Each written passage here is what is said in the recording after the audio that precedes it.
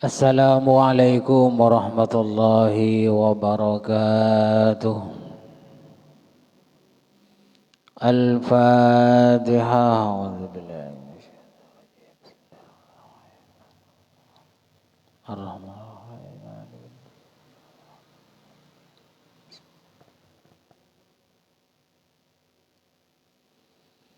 Bismillahirrahmanirrahim. Qala al-muallif rahimahullahu ta'ala wa nafa'ana bi'ulumihi fid dharain amin. Kemarin sudah dijelaskan tentang tanda-tanda mendapatkan cinta dari Allah Subhanahu wa ta'ala. Sekarang pindah kepada bab lain, yaitu babut tahdzir min idza'is salihin wa dha'afati wal masakin. Sekarang bab menerangkan peringatan bagi orang yang menyakiti orang-orang soleh, orang lemah dan orang miskin. Maksudnya peringatan ini bagaimana? Berarti ini termasuk perbuatan dosa.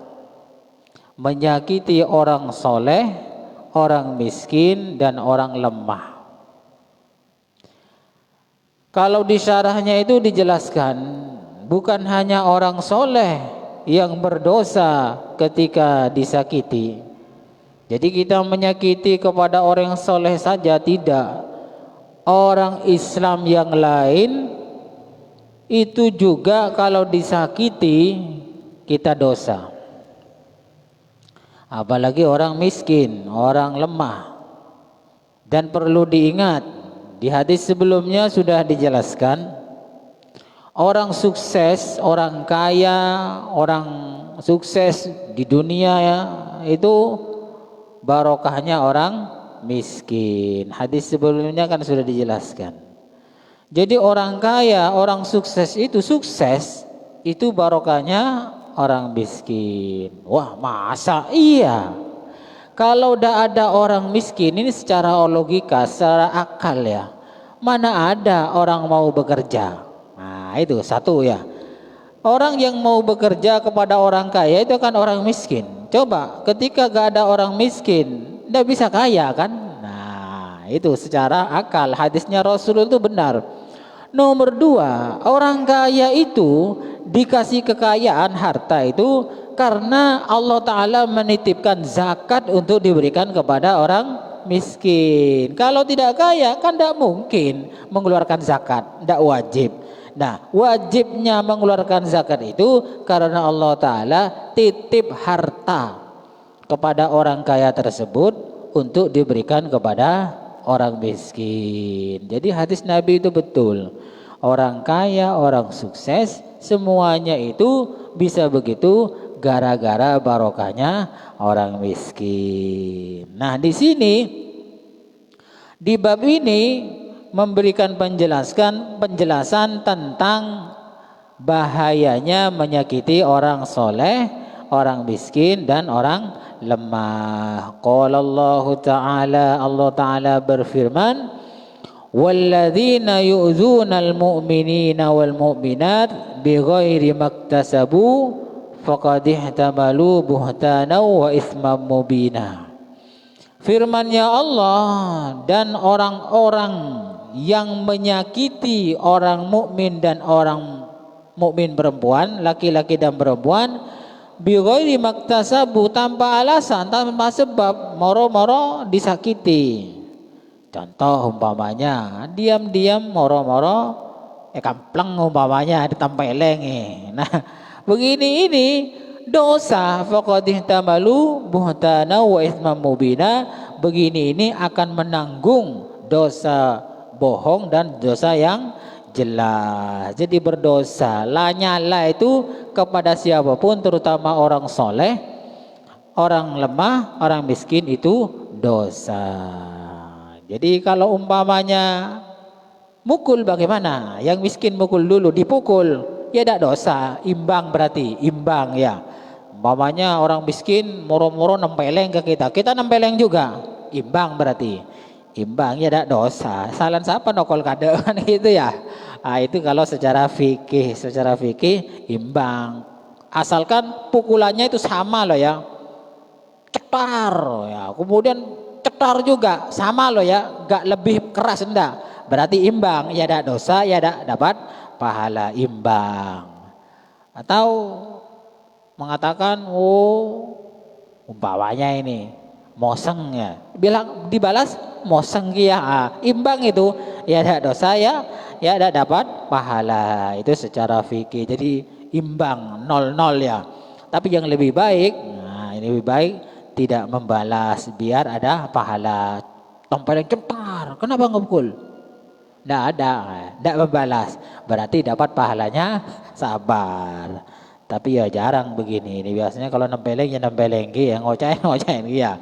Ya kalau secara fikih tidak dapat dosa ya tidak dapat pahala. Kalau ingin lebih baik ya tidak usah membalas. Nah di sini dosa ya, menyakiti itu bagaimana? Banyak menyakiti itu ya, menyakiti itu banyak. Ada caranya dengan cara nyerobot ya, nyerobot tanah ya. Ada caranya merusak tanaman orang lain. Ada caranya berkata yang tidak enak. Ada caranya menghina, ada caranya menjelek-jelekan, macam-macam. Pokoknya serba sesuatu yang menyakiti orang lain itu hukumnya dosa. Nah biasanya orang itu tidak terasa ya, tidak terasa menyakiti orang lain. Dengan cara apa?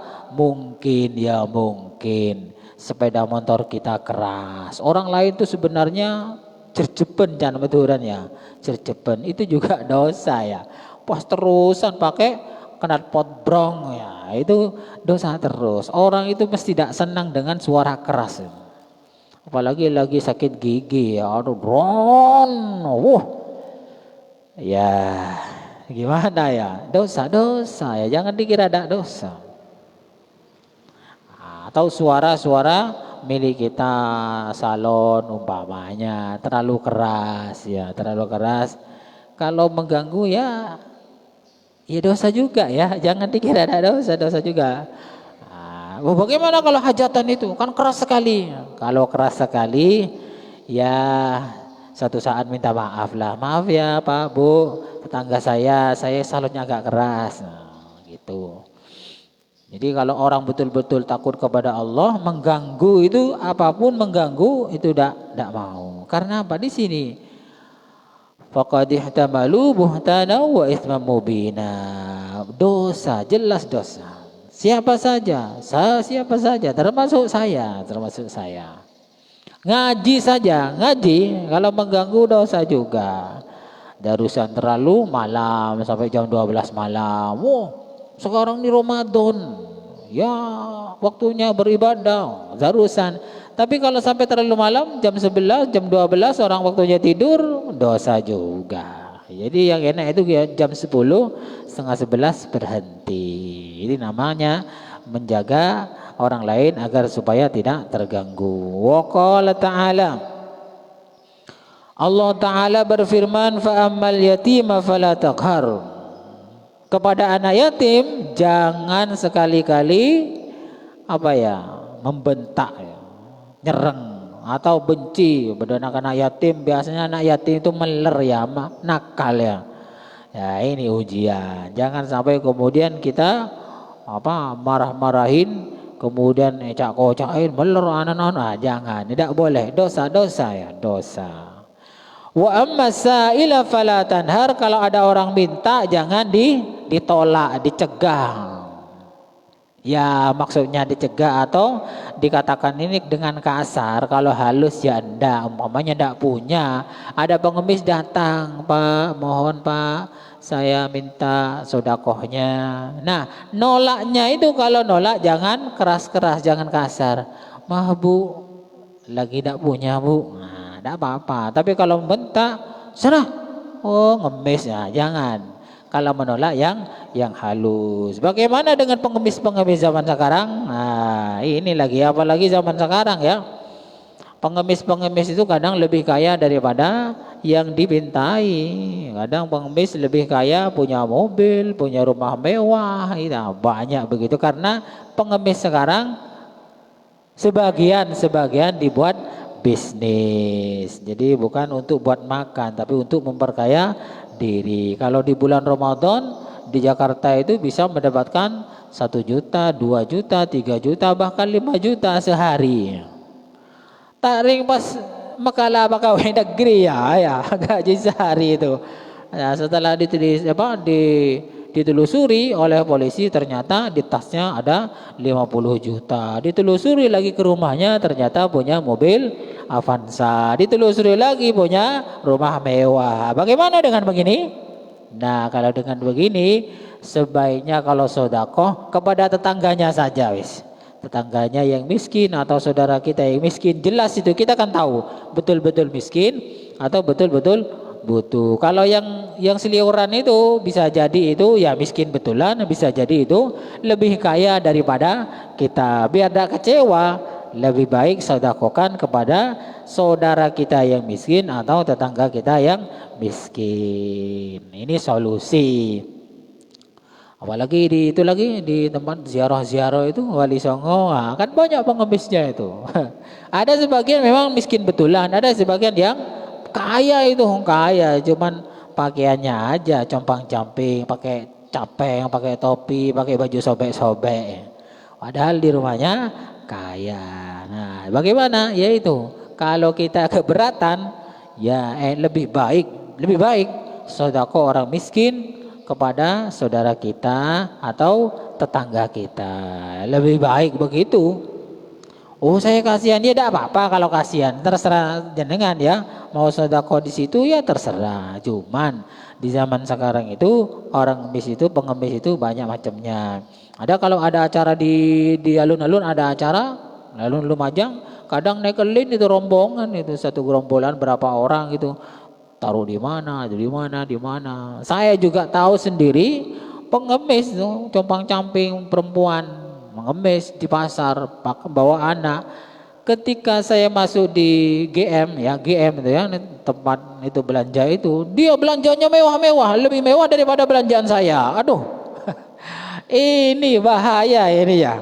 Nah, ada juga yang di sini ada orang pengemis. Setelah saya mau ngasih gitu, mau ngasih, ternyata uangnya di sini itu 50 ribuan, 100 ribuan. Aduh, kata saya, aduh Pak Benyan bitang bese aja lah. Ya begitulah pengemis zaman sekarang ya. Lebih banyak uangnya daripada yang ngasih. Daripada begini, lebih baik diberikan kepada yang membutuhkan sumbangan kita, sedekah kita, saudara kita atau tetangga kita. Ini yang penting kalau menolak jangan dibentak. Ya bilang aja, maaf, prei. Nah, prei. Jangan kemudian sana, mau ngemes tok. Jangan ya, dosa juga nanti. Pelan. Maaf, lagi prei Pak. Enggak apa-apa ya. Ini namanya caranya kita berhadapan dengan orang miskin. Cukup sekian dulu, kurang lebihnya saya mohon maaf. Mudah-mudahan bermanfaat. Wallahu a'lam bishawab. Al-Fatihah.